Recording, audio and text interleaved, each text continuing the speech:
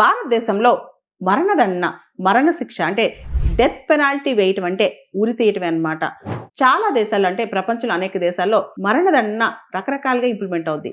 కొన్ని దేశాల్లో లిథల్ ఇంజెక్షన్ ద్వారా, ఇంకొన్ని దేశాల్లో ఆ వ్యక్తిని కాల్చడం ద్వారా ఇలా రకరకాల పద్ధతులు ఉంటాయన్నమాట. కానీ భారతదేశంలో మాత్రం ఉరి తీయటం అంటే హ్యాంగ్ చేయటం మాత్రమే మనం వాడతాం.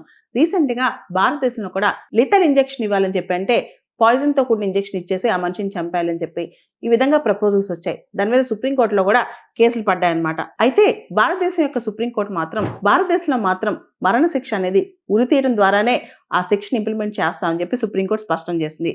భారతదేశంలో మరణదండన అనేది లిథల్ ఇంజెక్షన్స్ ద్వారా లేదా ఆ వ్యక్తిని కాల్చి చంపేయడం ద్వారా ఆ విధంగా ఇంప్లిమెంట్ చేయబోమని చెప్పి కూడా సుప్రీంకోర్టు చెప్పుకొచ్చింది. మరణ శిక్ష అమలుకు ఉరి విధానమే కొనసాగుతుందని చెప్పి కూడా సుప్రీంకోర్టు స్పష్టం చేసింది. భారతదేశంలో డెత్ పెనాల్టీ అమల్లో ఉంది. Rarest of the rare cases, అత్యంత అరుదైన కేసుల్లో మనం మరణదండన విధిస్తామన్నమాట. ఇవన్నీ పక్కన పెడితే అసలు శిక్షలు ఎందుకు వేస్తాం? Why do you punish people? దానికి రకరకాల థీరీస్ కూడా ఉన్నాయి. Deterrent theory, punitive theory, reformatory theory, retributive theory, compensatory theory అని చెప్పి. డిటరెంట్ థీరీ అంటే ఇంకొకలా తప్పు చేయకుండా భయపెడాలని. ఉదాహరణకి చైనా ఉందనుకోండి, ముఖ్యంగా కమ్యూనిస్ట్ దేశాల్లో కాల్ చేస్తారనమాట. తప్పులు చేసిన వాళ్ళని, కరప్షన్ చేసిన వాళ్ళు పబ్లిక్లో కాల్ చేయడం ఇలాంటివన్నీ చేస్తుంటారు. లేదా వాళ్ళ ఐడియాలజీకి వ్యతిరేకంగా మాట్లాడితే పబ్లిక్లో కాల్ చేయడం, చంపేయటం అందరినీ అని. ఎందుకంటే ఇంకొకరు ఎవరు ఆ తప్పు చేయకుండా, దాన్ని డిటరెన్స్ అంటాం. ఒక భయానికి గురి చేయడం అనమాట. ప్యూనిటివ్ థియరీ మన ఇండియాలో ఫాలో అవుతాం. అంటే పనిష్మెంట్ ఇవ్వటం, తప్పుకి ప్రపోర్షనల్గా పనిష్మెంట్. చిన్న తప్పు అయితే చిన్న శిక్ష, పెద్ద తప్పు అయితే పెద్ద శిక్ష. ఇది ప్యూనిటివ్ థియరీ. అదే కొన్ని దేశాల్లో మనం చూస్తే కనుక రిట్రిబ్యూటివ్ థియరీ, కాలుకు కాలు, కంటికి కన్ను, చెయ్యికి చెయ్యి. షరియత్ దేశాలు, షరియాలా ఫాలో అయ్యే దేశాల్లో కొన్ని ఇది ఉందన్నమాట. రిట్రిబ్యూషన్ అంటాం, రివెంజ్ టైప్ అనమాట ఇది. తర్వాత రిఫార్మేటరీ థియరీ, అది గాంధీ గారు. Crime is a disease, treat it అని, అంటే ప్రక్షాళన చేయటం. అంటే jails should be reformatory homes అంటుంటాం అనమాట. Criminals are not born but they are made అంటాం. క్రైమ్కి సమాజమే కారణం అంటాం, అది గాంధీ గారు. ఇలా పనిష్మెంట్స్ వెనకాల రకరకాల థీరీస్ ఉంటాయి.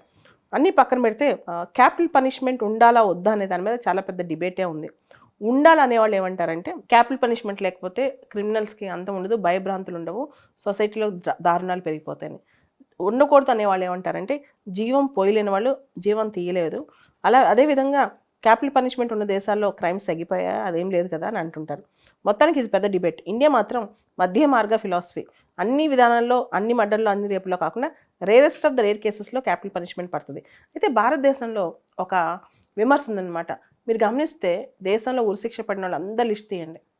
ఇప్పటి వరకు భారతదేశంలో మనకు స్వతంత్రం వచ్చినప్పటి నుంచి ఇప్పటి వరకు ఉరిశిక్ష పడిన వాళ్ళ జాబితా తీస్తే చాలామంది సామాజికంగా, ఆర్థికంగా వెనకబడిన వాళ్ళే. అంటే క్రైమ్స్కి సోషల్ ఎకనామిక్ బ్యాక్వర్డ్నెస్కి లింక్ ఉందన్నమాట. సో ఇది మనం గమనిస్తే ఇండియాలో ఎక్కువ మంది ఉరిశిక్ష బారిన పడుతుంది ఎవరు, ఎక్కువ మంది క్రైమ్స్ చేస్తుంది ఎవరు.